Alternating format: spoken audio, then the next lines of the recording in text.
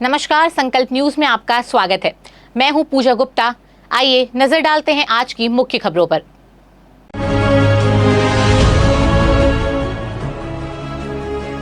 गौवंश उपचार के लिए गौ आरोग्यम की शुरुआत।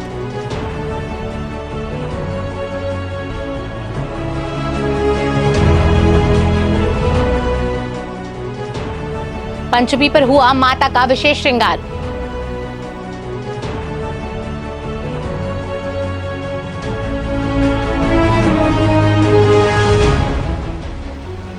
और राजपूत समाज में हुआ वार्षिक सम्मेलन का आयोजन। अब खबरें विस्तार से। शहर के मुहारा वार्ड में खंडर पड़े गौठान को संवार कर गौ सेवा के लिए कार्य करने वाली जीव रत्नम फाउंडेशन के द्वारा यहां गौ आरोग्यम अस्पताल का संचालन किया जा रहा है, जिसका आज विधिवत शुभारंभ किया गया। इस शुभारंभ के अवसर पर गौ सेवा से जुड़े लोगों के अलावा स्थानीय प्रतिनिधि शामिल हुए।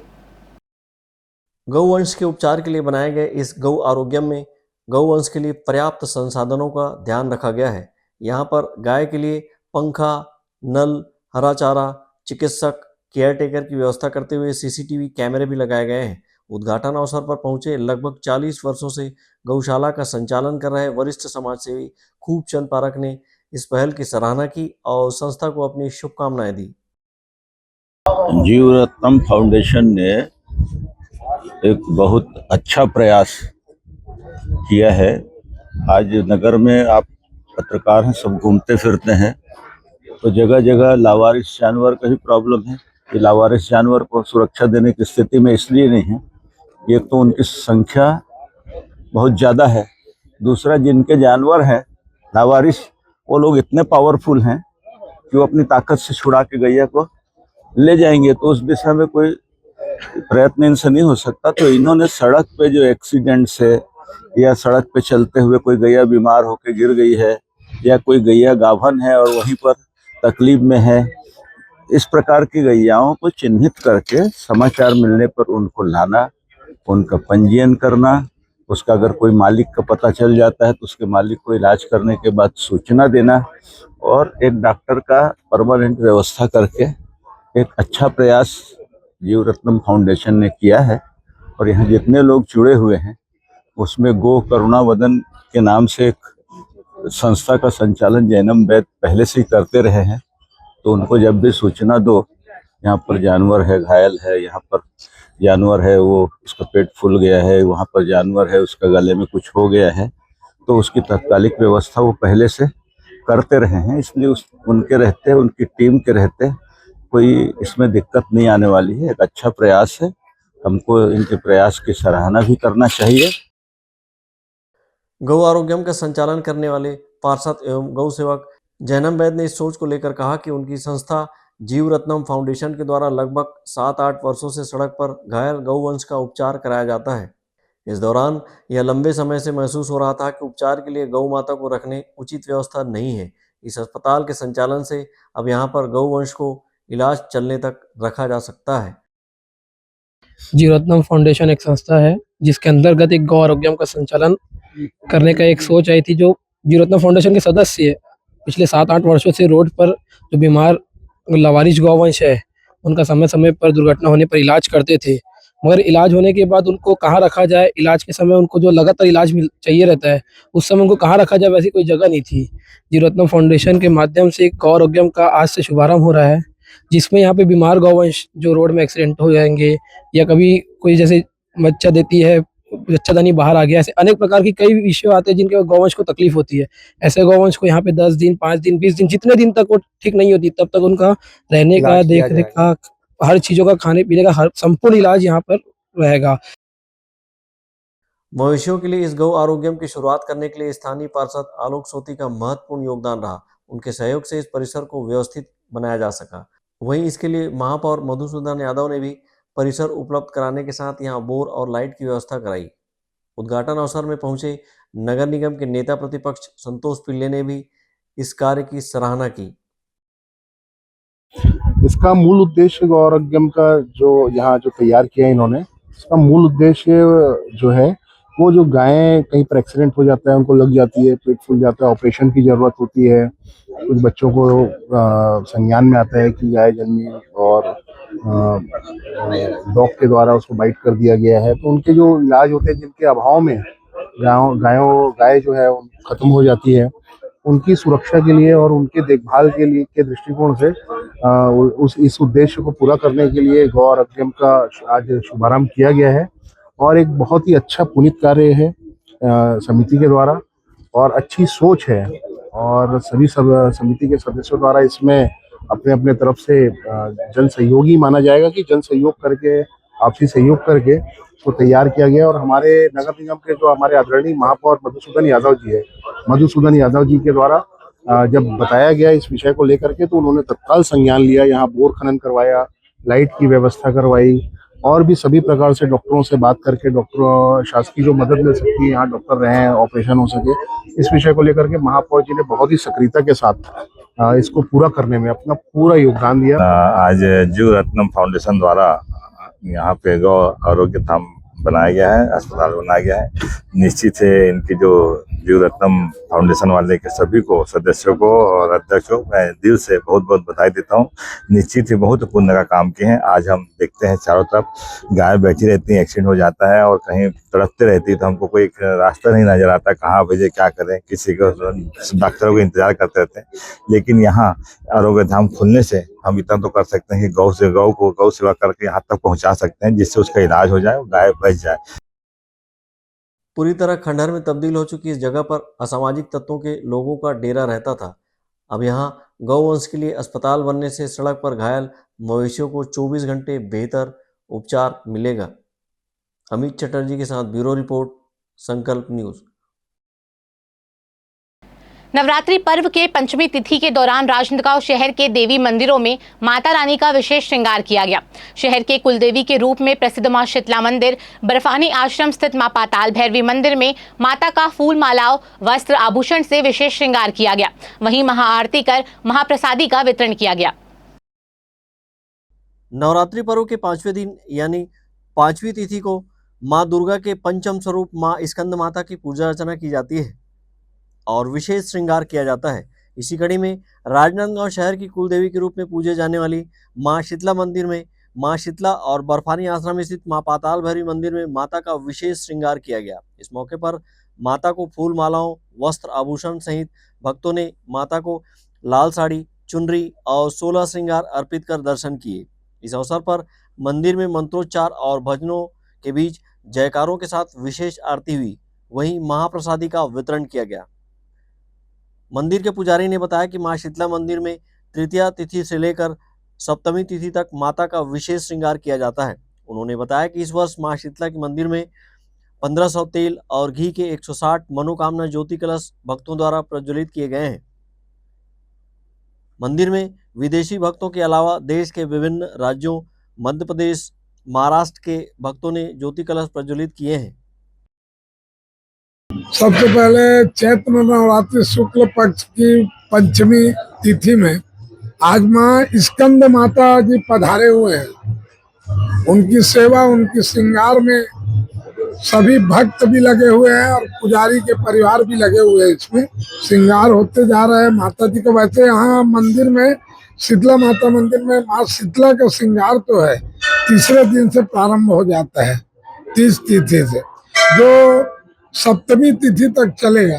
सप्तमी पूरी रात हम माँ का श्रृंगार, आभूषण, वस्त्र, फूलों की माला, चंदन की लेप माँ के लिए विशेष मंगाया जाता है। इत्र और विशेष महाप्रसादी रहती है, महाआरती होती है। ये सब होती है सप्तमी रात के 3 बजे के आसपास का। मां शीतला मंदिर सहित मां पाताल भैरवी मंदिर में नवरात्रि पर्व के दौरान 9 दिनों तक विविध धार्मिक आयोजन किए जा रहे हैं, जहां भक्त बड़ी संख्या में उपस्थित होकर दर्शन लाभ प्राप्त कर रहे हैं। अमित चटर्जी के साथ ब्यूरो रिपोर्ट, संकल्प न्यूज। राजनांदगांव शहर के चिखली स्थित राजपूत मंगल भवन में राजपूत समाज ने अपना वार्षिक स्नेह सम्मेलन हर्षोल्लास के साथ मनाया। इस मौके पर दानदाताओं द्वारा दी गई एसी, सिलाई मशीन और कंप्यूटर का लोकार्पण किया गया। स्नेह सम्मेलन के दौरान सामाजिक बंधु बड़ी संख्या में उपस्थित थे। महाराणा प्रताप मंगल भवन चिखली राजनांदगांव में राजपूत समाज का वार्षिक सम्मेलन आयोजित किया गया। इस सम्मेलन में समाज के लोग बड़ी संख्या में शामिल हुए। कार्यक्रम का शुभारंभ कलश यात्रा से शुरू की गई। तत्पश्चात महाराजा राणा प्रताप की पूजा अर्चना की गई और उनके बताए मार्ग पर चलने का संकल्प लिया गया। कलश यात्रा का शुभारंभ चिखली स्थित महाराणा प्रताप भवन से किया गया, जो कि शहर के विभिन्न मार्गों, चौक चौराहों का भ्रमण पश्चात महाराणा मंगल भवन पहुंचकर समाप्त हुई। इस मौके पर क्षेत्रीय राजपूत समाज के अध्यक्ष भूपेंद्र सिंह ने बताया कि समाज की एकता व एकजुटता को बनाए रखने के उद्देश्य से प्रतिवर्ष राजपूत समाज अपना वार्षिक स्नेह सम्मेलन मनाती है। इस सम्मेलन के जरिए समाज में साल भर की गतिविधियों की जानकारी दी जाती है। वहीं आय व्यय का लेखा जोखा प्रस्तुत कर आगामी वर्ष के लिए कार्य योजना तैयार की जाती है। ये राजपूत समाज का वार्षिक स्नेह सम्मेलन है, इसे आम जलसा के रूप में हम लोग जानते हैं। इस अवसर पर समाज के जितने भी सदस्य हैं उनको सबको आमंत्रित किया जाता है और समाज की जो भी गतिविधियां साल भर में हुई हैं उन सब के बारे में उनको जानकारी दी जाती है। साल भर में किए गए खर्चों का अनुमोदन जो है इस बैठक के अंतर्गत किया जाता है और आगामी जो कार्य योजना है हम जो आने वाले साल में करने वाले हैं उसके बारे में लोगों को जानकारी दी जाती है कि हम ये करने वाले हैं और इसमें आकर के लोग जो है समाज से जुड़ते हैं और समाज जो है सशक्त बनता है।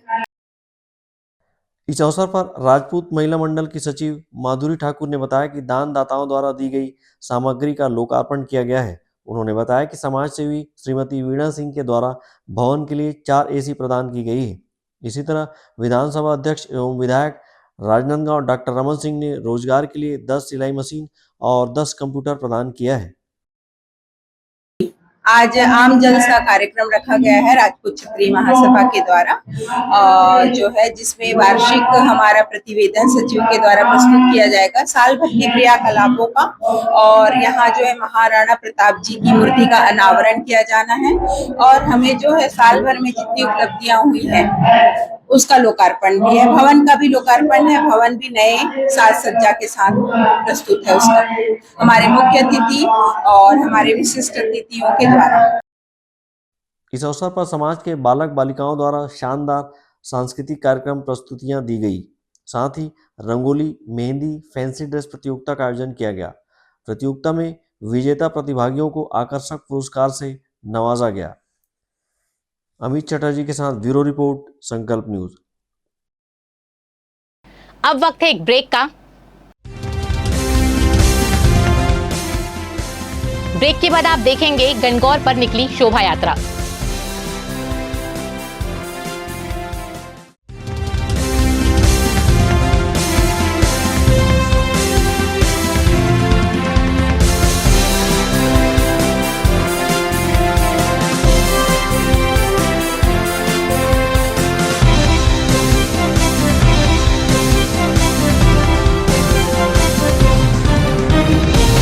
फर्नीचर जो एक कहानी कहता है, फर्नीचर जो हमारे घर को घर बनाता है। सबसे अच्छा फर्नीचर जो आप इस ग्रह पर पा सकते हैं Shaheena furniture mall and home appliances. Luxury sofa, deluxe sofa, दीवान, अलमारी, डाइनिंग टेबल, लकड़ी व स्टील फर्नीचर, फाइबर फर्नीचर एवं LED TV, fridge, washing machine, AC, cooler व किचन संबंधित सभी प्रकार के सामान के थोक व चिल्लर विक्रेता। 0% ब्याज दर पर बजाज फाइनेंस व EMI फाइनेंस की सुविधा उपलब्ध। अब पैकेज खरीदी पर पाएं आकर्षक डिस्काउंट या गिफ्ट हैम्पर जैसे iron, bedsheet, mixie, suitcase, cooler और भी बहुत कुछ। इसके साथ ही 2000 या इससे ऊपर की खरीदी पर पाए 500 रुपए का गिफ्ट वाउचर। शहर के पास भीड़ से दूर Shaheena furniture mall and home appliances, Mahamaya चौक से 600 मीटर की दूरी पर, डोंगरगांव रोड, गोकुल नगर के आगे चर्च के पास, राजनांदगांव।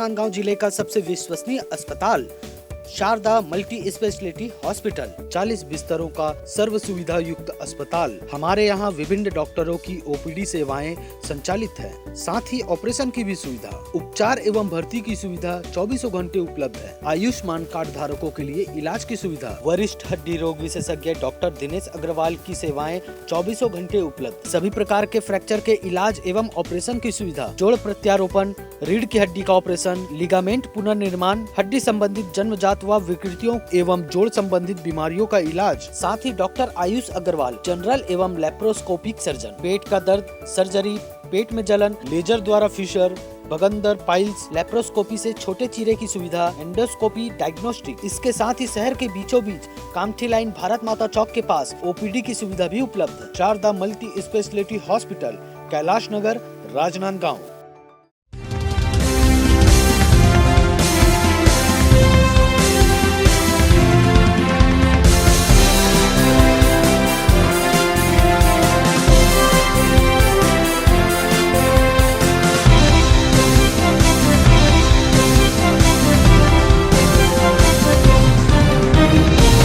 ब्रेक के बाद आपका स्वागत है। लोक आस्था का पर्व गणगौर पूजा गणगौर बालिका मंडल राजनांदगांव ने श्रद्धा व उत्साह से मनाया। इस अवसर पर भगवान शिव पार्वती को रथ में विराजित कर शहर में भव्य शोभा यात्रा निकाली गई। शोभा यात्रा में पारंपरिक लोक कला, ढोल नगाड़े और भजन की गूंज सुनाई दी। अखंड सौभाग्य का पर्व गणगौर पूजा राजनांदगांव शहर की महिलाओं ने श्रद्धा भक्ति के साथ धूमधाम से मनाया। इस मौके पर भव्य शोभा यात्रा निकाली गई। शोभा यात्रा में महिलाएं लाल पीले परिधानों में सजी धजी मंगल गीत गाती चल रही थी, जिससे वातावरण भक्तिमय हो गया था। शोभा यात्रा के दौरान महिलाओं ने भगवान शिव पार्वती को सुसज्जित रथ में विराजित किया था, जो कि मुख्य आकर्षण का केंद्र रहा। शोभा यात्रा का शुभारंभ पूजा अर्चना के साथ बाबा रामदेव मंदिर से निकाली गई, जो कि शहर के विभिन्न मार्गों, चौक चौराहों का भ्रमण पश्चात वापस बाबा रामदेव मंदिर पहुंचकर समाप्त हुई।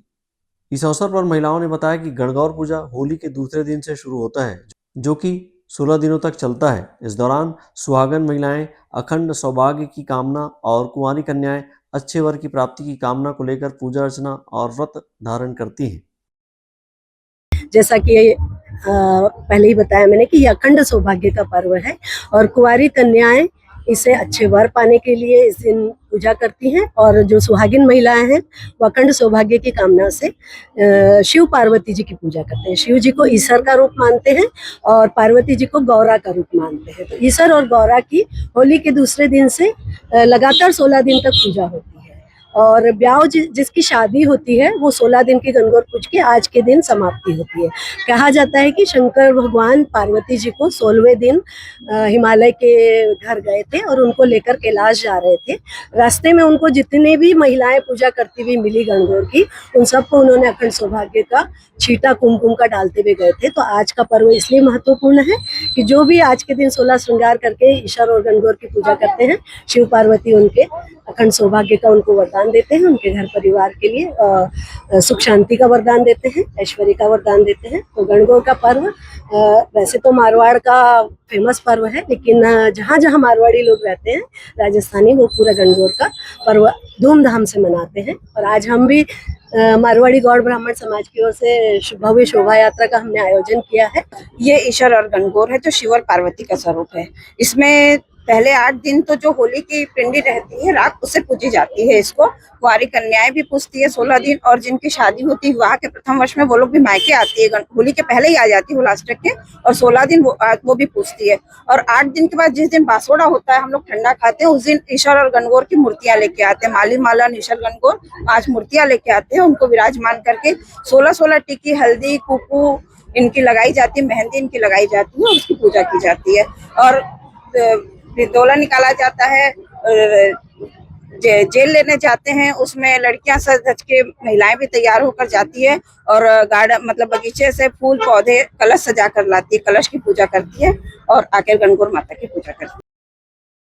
शोभा यात्रा से पूर्व महिलाओं ने गणगौर माता की आरती उतारी और भोग अर्पित कर परिवार की सुख समृद्धि की कामना की। बहरहाल यह पर्व न केवल आस्था का प्रतीक है, बल्कि भावी पीढ़ी को लोक परंपराओं से जोड़ने का एक सशक्त माध्यम भी है। विकल्प श्रीवास्तव और अमित चटर्जी के साथ ब्यूरो रिपोर्ट, संकल्प न्यूज। चैत्र नवरात्रि में मां बमलेश्वरी के दर्शन के लिए डोंगरगढ़ जाने वाले पदयात्रियों की संख्या कम नजर आ रही है। धूप की वजह से ज्यादातर पदयात्री रात्रिकालीन में पैदल चल रहे हैं। प्रतिवर्ष पदयात्रा कर मां बमलेश्वरी के दर्शन के लिए लाखों श्रद्धालु डोंगरगढ़ पहुंचते हैं। कुंवार नवरात्रि की अपेक्षा चैत्र नवरात्रि में पदयात्रियों की भीड़ कम रहती है। इस वर्ष सैकड़ों पदयात्री मां बमलेश्वरी के दर्शन के लिए जा रहे हैं। ज्यादातर पदयात्री सुबह सुबह और रात में ही पदयात्रा कर रहे हैं। वहीं कड़ी धूप की वजह से शहर के कुछ जगह पर लगे सेवा पंडालों में कूलर पंखे की हवा में पदयात्री आराम करते दिखाई दे रहे हैं। कुछ पदयात्री इस कड़ी धूप में भी हाथों में ध्वज, पताका और पांव में छाले लिए पैदल चल रहे हैं। मां बमलेश्वरी के दर्शन के लिए श्रद्धालु धमतरी, बालोद, दुर्ग, भिलाई सहित आसपास के क्षेत्रों से पहुंच रहे हैं।